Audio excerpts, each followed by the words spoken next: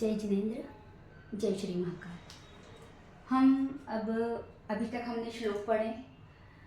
अब हम महादशा के श्लोक, महादशा में अंतर्दशा या महादशा में राजयोग कैसे, ये जो श्लोक पढ़ेंगे उसके पहले हमें महादशा क्या होती है और जातक का जब जन्म होता है तब उसे कौन सी दशा चल रही है उसके पहले यह जानेंगे।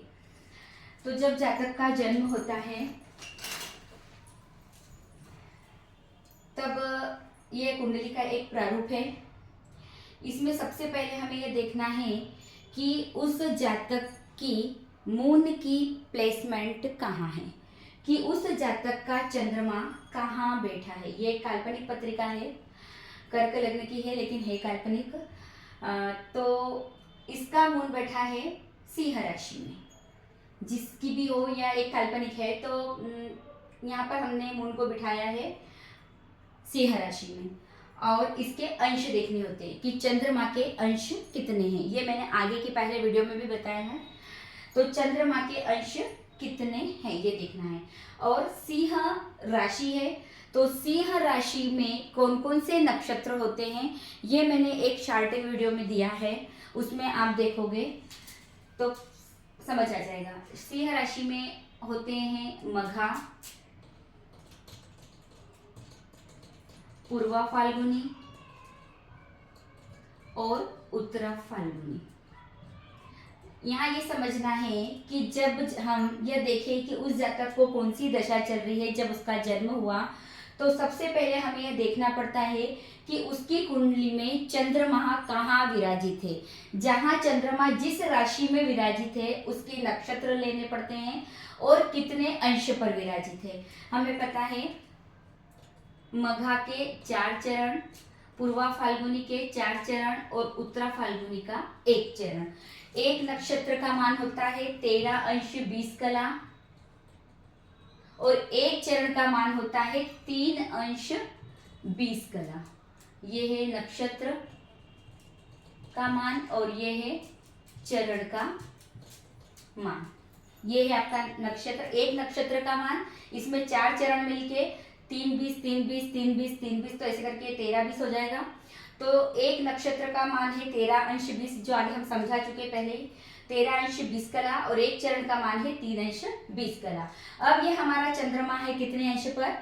14 अंश पर। अर्थात ये हुआ कि मघा नक्षत्र को इसने पार कर लिया 13 अंश 20 कला और पूर्वा फाल्गुनी का प्रथम चरण। इसको भी 4 में डिवाइड करते हैं, 1 2 3 4, मतलब 3 20 3 20 3 20 ऐसे से 3 20 ये चारों में डिवाइड होता है।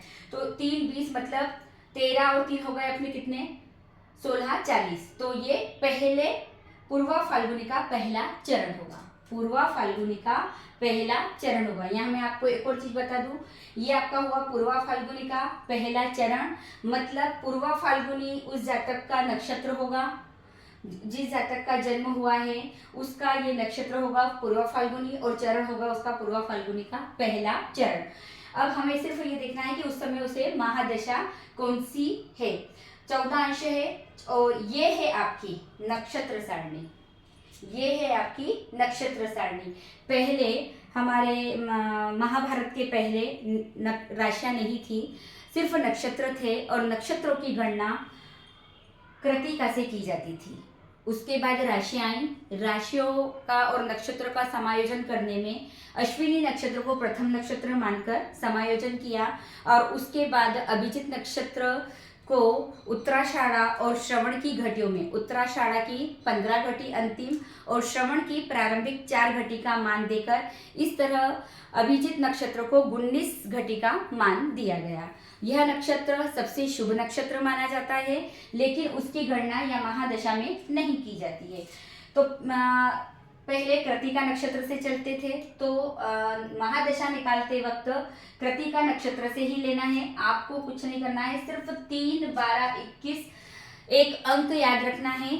3 12 21, 3 12 मतलब कृतिका, रोहिणी, मृगशिरा, आद्रा, पुनर्वसु, पुष्य, अश्लेषा, मघा, पूर्वा फाल्गुनी, उत्तरा फाल्गुनी, हस्त, चित्रा, स्वाति, विशाखा, अनुराधा, ज्येष्ठा, मूल, पूर्वाषाढ़ा, उत्तराषाढ़ा, श्रवण, धनिष्ठा, पूर्वा भाद्रपद, उत्तरा श्रवण, धनिष्ठा, शतभिषा, पूर्वा भाद्रपद, उत्तरा भाद्रपद और ये है रेवती। ऐसे करके आपके पूरे, और अश्विनी और भरणी, ये पूरे आपके 27, और यहाँ अश्विनी और ये भरणी, ये ऐसे करके पूरे आपके 27 नक्षत्र। अब इसमें हमको ये देखना है कि 14 अपना कौन सा आया है, पूर्वा फाल्गुनी का।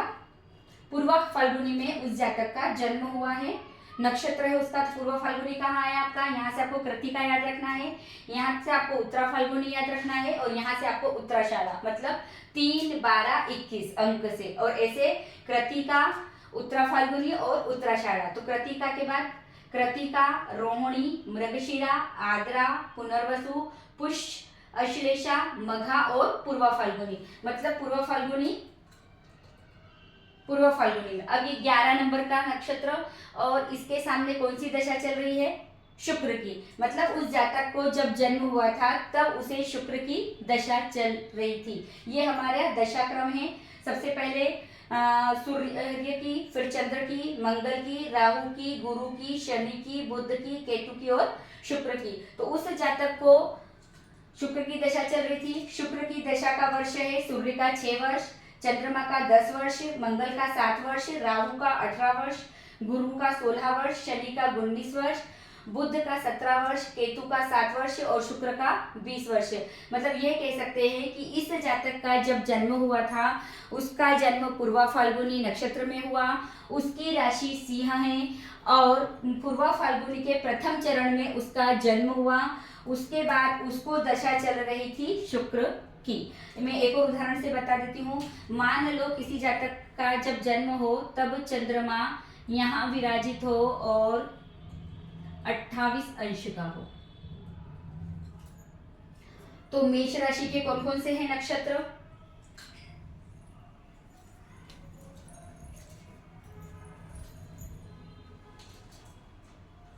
मेष राशि के नक्षत्र हैं अश्विनी, भरणी और कृतिका।